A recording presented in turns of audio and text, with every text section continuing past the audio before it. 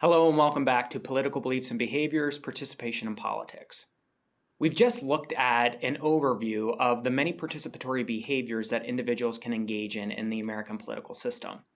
What I want to talk with you now about is thinking about the voting process itself.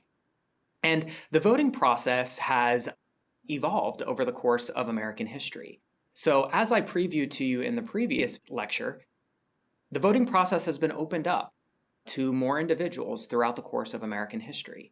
So, for example, women retained the right to vote in the late 19-teens and early 1920s, as well as the passage of the Civil Rights Acts of 1964 and the Voting Rights Act of 1965 opened up the process to African Americans, particularly in places with historic levels of discrimination against African Americans. There were particular acts that were put in place to keep African Americans from voting. For example, poll taxes, which, as it sounds, individuals had to pay money to vote. The Voting Rights Act of 1965 made sure that these types of acts that states put in place were illegal. And this opened up the process even more to individuals and changed ultimately the people who show up at the ballot box in November for federal elections, as well as the overall complexion of the electorate. The electorate over time has become more diverse, not only because of laws that were passed and constitutional amendments that were passed, but also because of changing demographics in the United States. So what the electorate looked like in the early 1800s bears very little resemblance to what it looked like in the early 1900s and what it looks like today in the 21st century. So when we think about participation in politics, the key thing to understand is that when we look at individuals, there are three big areas that I want to talk with you about that influence vote choice. First is socialization, which, if you remember back to our discussion about political attitudes, is related to how we are brought up and raised in society by various factors. The second big influence on voting is party identification. I'll explain what that looks like. And finally, voting intention. And these form a funnel. And I want you to look at this funnel as the wider part of the funnel at the top are long-term factors, socialization, that are carried with a person throughout their lives. And as you get closer to the vote choice, as you get closer to the bottom of the funnel, these are more short-term factors that also influence whether or not we vote at election time and or who we're going to vote for, which party we're going to vote for, or which candidate we're going to vote for. So when we think about the socializing forces that ultimately act as long-term agents on political socialization to voting, these are things that we've already talked about in thinking about how political attitudes are formed. Where do we work? As well as our family, our social organizations, our religious affiliations, and our social class. What political scientists, what sociologists called socioeconomic status, or SES.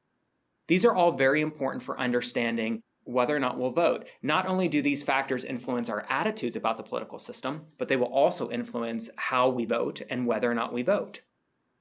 When we look, for example, at party ID, another very important factor in whether or not we vote at election time and who we vote for, party identification is one of those long-term factors that stays with us.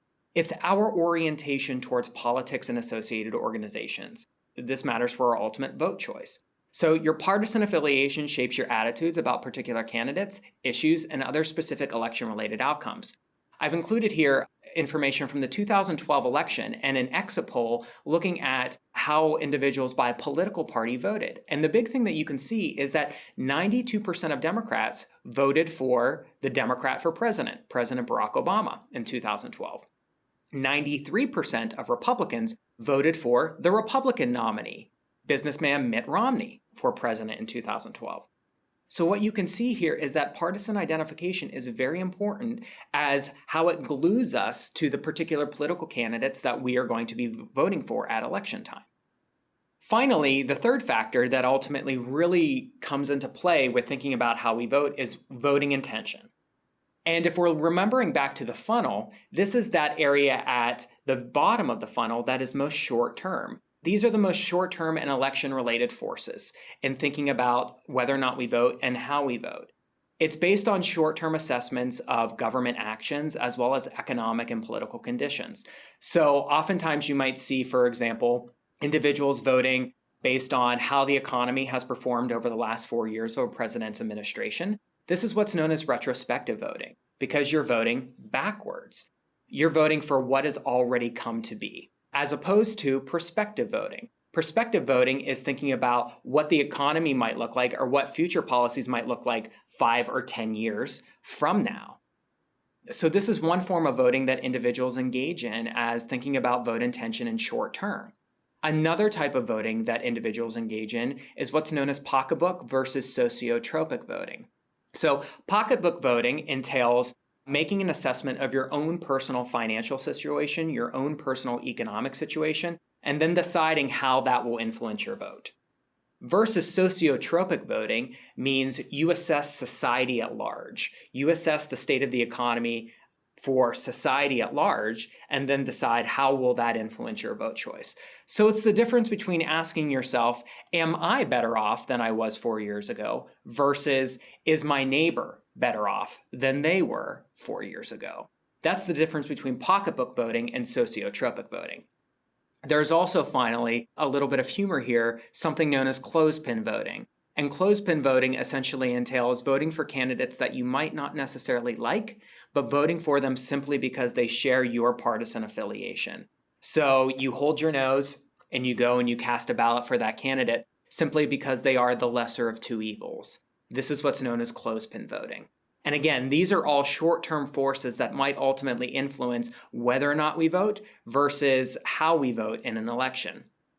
I also want to impart upon you that at this stage in the process, this voting intention stage, this short-term stage right before you get in the ballot box, media influence and communication in campaigns can have an influence. This is where political campaigns can matter. The ads that are run, the debates, the ways that candidates come off in news interviews, all of these can shape notions of candidate image as well as the important issues that are at stake.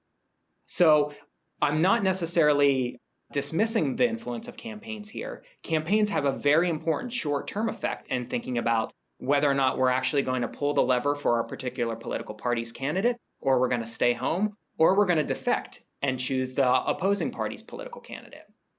But the key thing I want to tell you about is that those long-term forces that stay with us beyond one election, how we were raised, where we work, how we were schooled, whether or not there were civic organizations in our neighborhoods or in our schools, our partisan affiliation, these things that stay with us beyond one election, these have very important influences on whether we vote and how we will eventually vote.